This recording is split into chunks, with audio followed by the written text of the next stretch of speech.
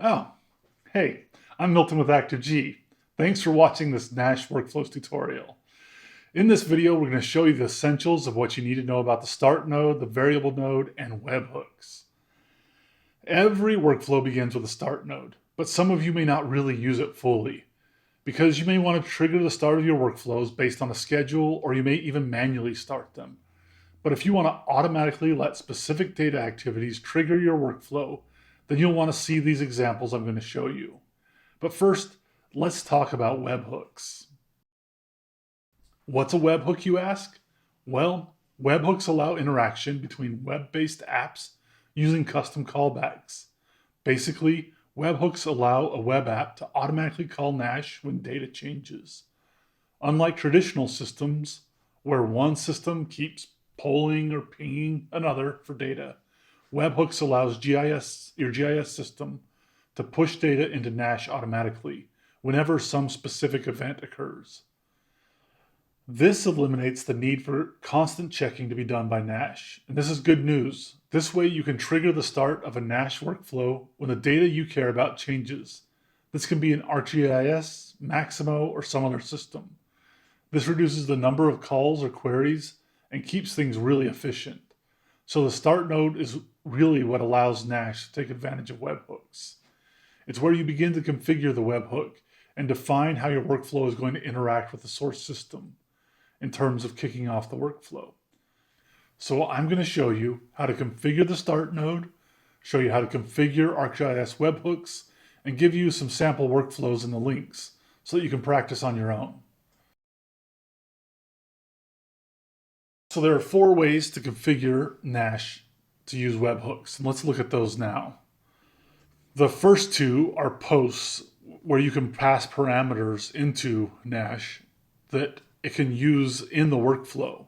So, for example, you could pass a work order number and an asset number to Nash to use in its workflow.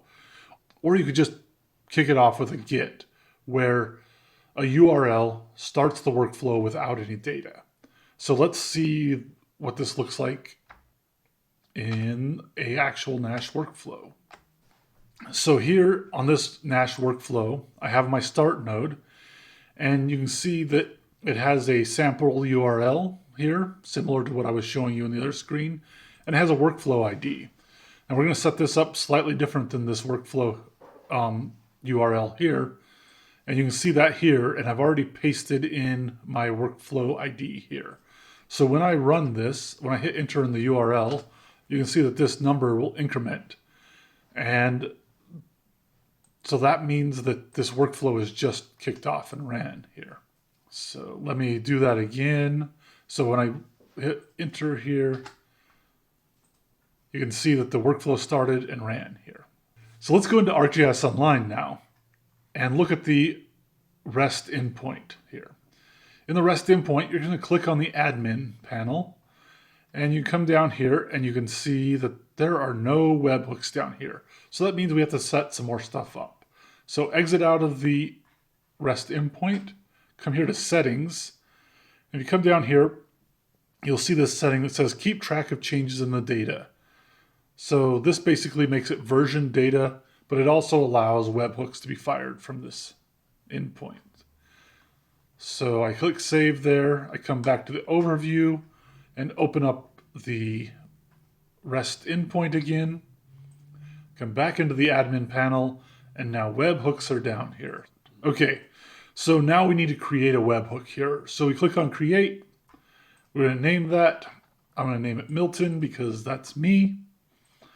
I'm going to get my webhook URL from my other screen here that I made earlier. Now, under change types, there's a whole bunch of different ones. I use features created most of the time, so that's what I'm going to show you here. Look at the Esri documentation to find more of those. The other thing we can set up here is how often we want ArcGIS Online to ping. So if we wanted to collect all the changes that were happening over 5 minutes, we would go 60 times 5 to get the number of seconds. 30 is the minimum interval according to the Esri documentation, so we're just going to leave it at that. So now come back into the workflow here. So when I hit create, it's actually going to ping and just send out a test to Nash. So I hit create, it comes here, and you can see that it just kicked off that workflow when I hit that. So it's a great way to test to make sure everything you've put into the webhook is valid.